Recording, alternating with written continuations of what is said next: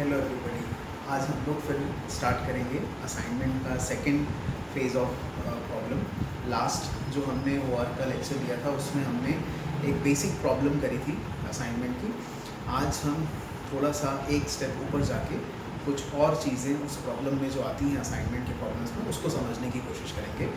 अब हमने एक क्वेश्चन यहाँ पे लिखा है। इस क्वेश्चन में आपको जो है वो प्रोडक्शन के बारे में गिवन है। प्रोडक्शन की कुछ वैल्यूज़ दे रखी हैं आपको प्रोडक्शन की। तो बेसिकली हमें क्या करना है, हम इस प्रॉब्लम को जब सॉल्व करना स्टार्ट करेंगे तो सबसे पहले जैसे हमने लास्ट क्वेश्चन में किया था वैसे ही स्टेप्स से स्टार्ट करेंगे। सबसे पहला जो स्टेप है इसके अंदर वो स्टेप है हमारा number of rows is equal to number of columns. तो सबसे पहली चीज़ जो हम इसमें देखेंगे वो ये देखेंगे कि number of rows is equal to number of columns. तो यहाँ पे 1 2 3 4 रोज हैं which is not equal to 1 2 3 columns. तो हमें क्या करना पड़ेगा, यहाँ पे number of rows and number of columns equal नहीं है। तो जो चीज़ कम है, यहाँ पे कॉलम कम है तो will add a dummy column.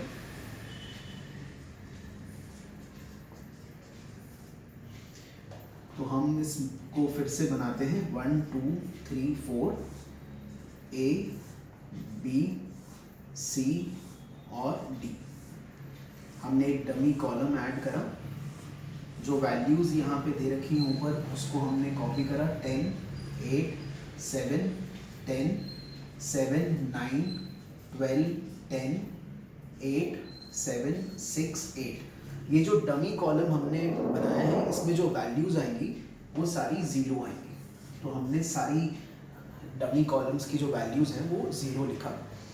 ये हमारा पहला स्टेप था जहाँ पे हमने नंबर ऑफ कॉलम्स और नंबर ऑफ रोज इक्वल नहीं थे तो उसको हमने इक्वल करने के लिए डमी कॉलम ऐड कर दिया। यदि रो कम होता तो हम रो ऐड कर देते हैं डमी और उसकी वैल्यूज़ हम ज़ीरो कर लेते हैं। अब इसमें जो सेकेंड चीज़ आती है, सेकेंड स्टेप है वो हमारा ऑब्जेक्टिव है। यहाँ पे जो है वो प्रोडक्शन है। मैंने आपसे लास्ट लेक्चर में भी डिस्कस किया था, यदि आपको क्वेश्चन के अंदर किसी तरह का प्रोडक्शन दे रखा है या सेल्स दे रखा है या प्रॉफिट दे रखा है तो हमारा जो ऑब्जेक्टिव होगा उन सब केसेस में वो मैक्सिमाइजेशन का होगा। हमारे पास जो ऑब्जेक्टिव होगा वो मैक्सिमाइजेशन का ऑब्जेक्टिव होगा। क्यों? क्योंकि हम प्रॉफिट ज़्यादा से ज़्यादा अर्न करना चाहते हैं, हम सेल्स ज़्यादा से ज़्यादा करना चाहते हैं, हम प्रोडक्शन ज़्यादा से ज़्यादा इंक्रीज़ करना चाहेंगे।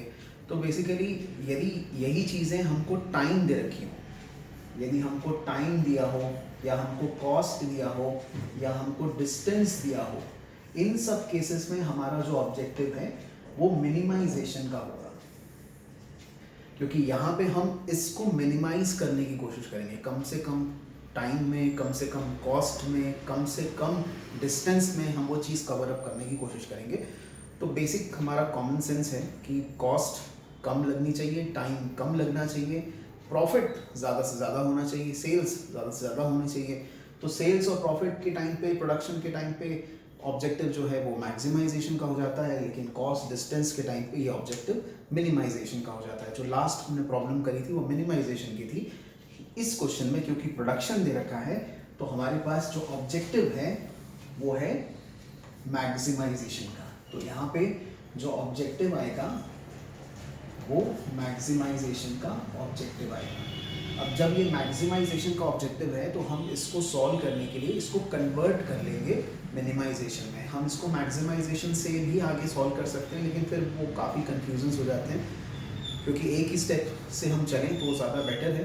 तो हम इसको क्या करेंगे, सबसे पहले कन्वर्ट कर लेंगे इनटू मिनिमाइजेशन। और मिनिमाइजेशन में कन्वर्ट करने के लिए हम क्या करते हैं, जो भी हाईएस्ट वैल्यू है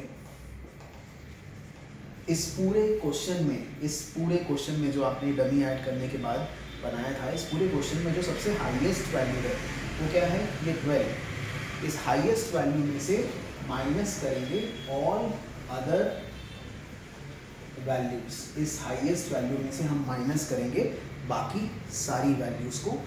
तो वो मैट्रिक्स जो है वो कन्वर्ट हो जाएगा मिनिमाइजेशन के मैट्रिक्स के अंदर। 1 2 3 4, इसके बाद A, इसके बाद B, इसके बाद C और ये D।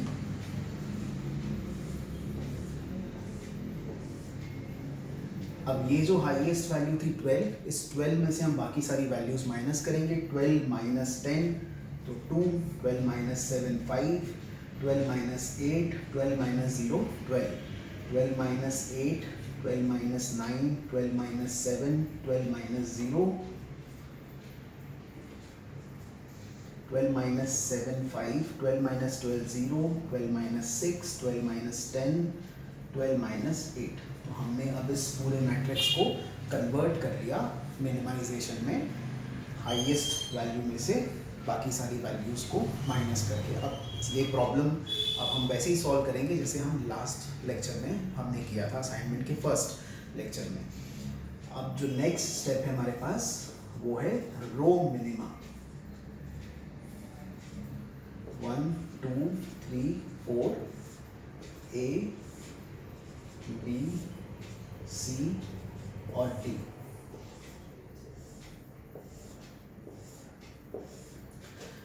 फर्स्ट रो देखेंगे 2 5 4 12, ये हमारी फर्स्ट रो है। इसमें जो सबसे लोएस्ट वैल्यू है वो कौन सी है 2। इस 2 को हम बाकी सारी वैल्यूज से माइनस करना स्टार्ट करेंगे, उसी रो की सारी वैल्यूज से। 2 माइनस 2 0, 5 माइनस 2 3, 4 माइनस 2 12 माइनस 2 10। अगली रो में आएंगे, अगली रो में फिर से देखेंगे कि कौन सी सबसे लोएस्ट वैल्यू है, वो वैल्यू है 3। तो 4 माइनस 3 1, 3 माइनस 3 0, 5 माइनस 3 12 माइनस 3। फिर नेक्स्ट रो में आएंगे, सबसे लोएस्ट वैल्यू कौन सी है, 0 ही है यहाँ पे। तो 5 0 6 और 12। नेक्स्ट रो में जो सबसे लोएस्ट वैल्यू है वो है 2, तो उसको माइनस करेंगे 0 0 2 और 10। तो हमने सारी वैल्यूज जो हैं उसमें से हर एक रो की जो सबसे लोएस्ट वैल्यू थी उसको उसी रो की बाकी वैल्यूज से माइनस हमने किया, तो उससे हमारे पास रो मिनिमा आ गया। इसके बाद जो नेक्स्ट हमारे पास स्टेप है वो है कॉलम मिनिमा। तो कॉलम मिनिमा में हम जाएंगे अब स्टेप 4। स्टेप 4 है हमारा कॉलम मिनिमा।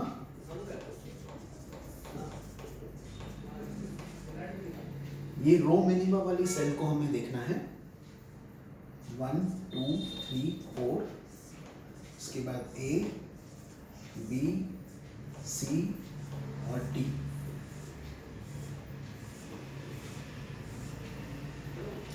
इस रो मिनिमा में जो फर्स्ट कॉलम है वो कौन सा है, ये है 0 1 5 0।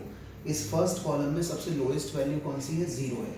तो 0 को उसी कॉलम की बाकी वैल्यूज से माइनस करेंगे तो एज इट इज वैल्यूज आ जाएंगी। यहाँ पे भी सबसे लोएस्ट 0 ही है, तो 0 को माइनस करेंगे तो एज इट इज वैल्यू आ जाएंगी। यहाँ पे सबसे लोएस्ट 2 है, तो 2 को माइनस करेंगे थर्ड कॉलम में। 2 माइनस 2 0 0 4 और 0।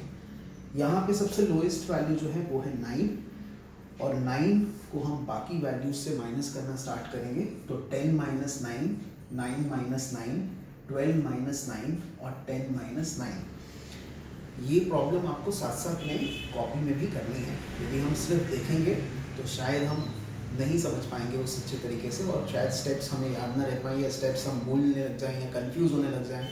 तो हमें क्या करना है कि हम जब क्वेश्चन स्टार्ट करते हैं तो साथ साथ में आपको भी वो क्वेश्चन जो है वो करना है, और देखना है कि हम जो कर रहे हैं वो वैल्यूज़ आपके क्वेश्चंस के साथ मैच हो रही हैं कि नहीं हो रही। तो उससे आप बेटर समझ पाएंगे कि वैल्यूज़ आ कहाँ से रही हैं। हम फर्स्ट कॉलम की सबसे लोएस्ट वैल्यू को उसी कॉलम में से माइनस करके हमने कॉलम मिनिमा बनाया। जब हमने कॉलम मिनिमा बना रहे थे तो हम रो मिनिमा वाले मैट्रिक्स को देख के कॉलम मिनिमा बना रहे थे। जब हम रो मिनिमा बना रहे थे तो इससे ऊपर वाले मैट्रिक्स जो हमने कन्वर्ट किया था उसको देख के हमने रो मिनिमा बनाई थी। अब ये जो हमारा कॉलम मिनिमा का मैट्रिक्स आ गया है, इसके बाद जो नेक्स्ट स्टेप है वो है असाइनमेंट का। असाइनमेंट में 1 2 3 4 जो कॉलम मिनिमा की वैल्यूज आई हैं उसी कॉलम मिनिमा की वैल्यूज को हम कॉपी करेंगे असाइनमेंट वाले सेल में। जो कॉलम मिनिमा की वैल्यूज आई हैं उसी वैल्यूज को हम कॉपी करेंगे असाइनमेंट वाले सेल में।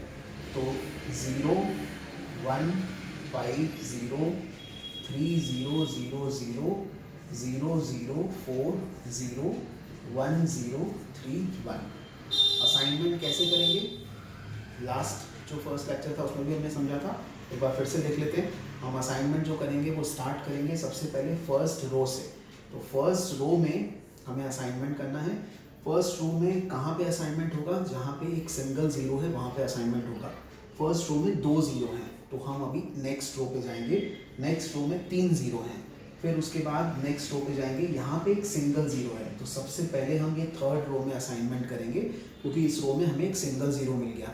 लेकिन जैसे ही हम यहाँ असाइन करते हैं तो इसके अलावा यदि कोई और जीरो है कॉलम में तो वो हम कैंसिल कर देंगे, क्योंकि ये वाला जॉब, थर्ड नंबर वाला जॉब आपने बी को असाइन कर दिया, अब ये जॉब किसी और को असाइन नहीं होगा। तो हमने क्या किया, सबसे पहले फर्स्ट रो देखी, फर्स्ट रो में 2 जीरो थे तो हम आगे गए, सेकंड रो पे आए, सेकंड रो पे 3 जीरो थे तो फिर हम आगे गए, थर्ड रो पे आए, थर्ड रो पे एक सिंगल जीरो था, हमने यहाँ असाइन किया।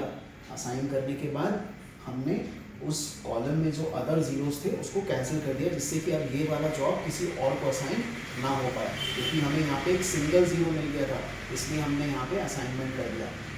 नेक्स्ट रो पे गए, यहाँ पे 2 जीरो हैं तो अभी हम यहाँ पे असाइन नहीं करेंगे। हमने एक बार रो चेक कर ली, अब हम कॉलम चेक करना स्टार्ट करेंगे। फर्स्ट कॉलम पे 2 जीरो हैं तो अभी हम यहाँ पे असाइन नहीं करेंगे। सेकंड कॉलम में असाइनमेंट हो गया है। थर्ड कॉलम में 3 जीरो हैं तो अभी हम यहाँ असाइन नहीं करेंगे। फोर्थ कॉलम में गए, फोर्थ कॉलम में एक सिंगल जीरो है तो हम यहाँ पे असाइन कर देंगे। जैसे ही आपने यहाँ असाइन करा तो इसके अलावा कोई और रो में आएगा तो उसको हम कैंसिल कर देंगे। तो आप जहाँ असाइन करते हैं उसके अलावा यदि उस पर्टिकुलर कॉलम या रो में कोई भी और ज़ीरो आपको दिख रहा है तो आप उसको साइमल्टेनियसली कैंसिल करते चले जाएंगे।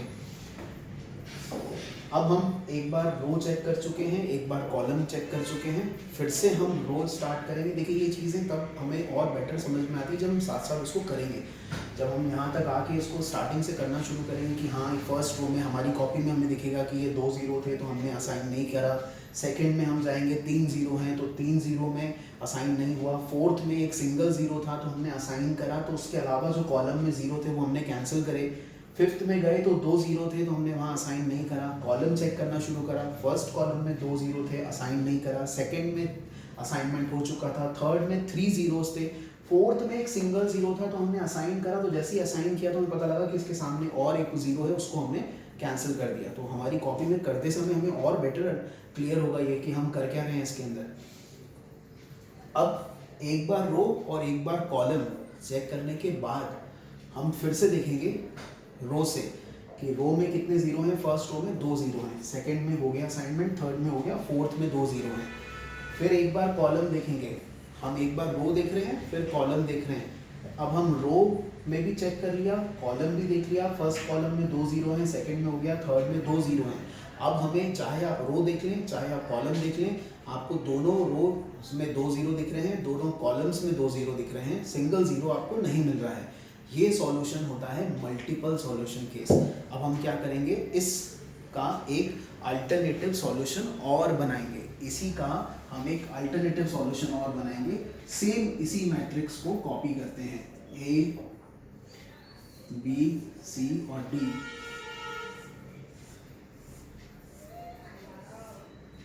वन, 2, 3 और 4 जो हमने इस सेल में करी है वैल्यूज वही की वही सेम हम वहाँ पे रिपीट करते हैं। 0, 3, 0, 1, 1।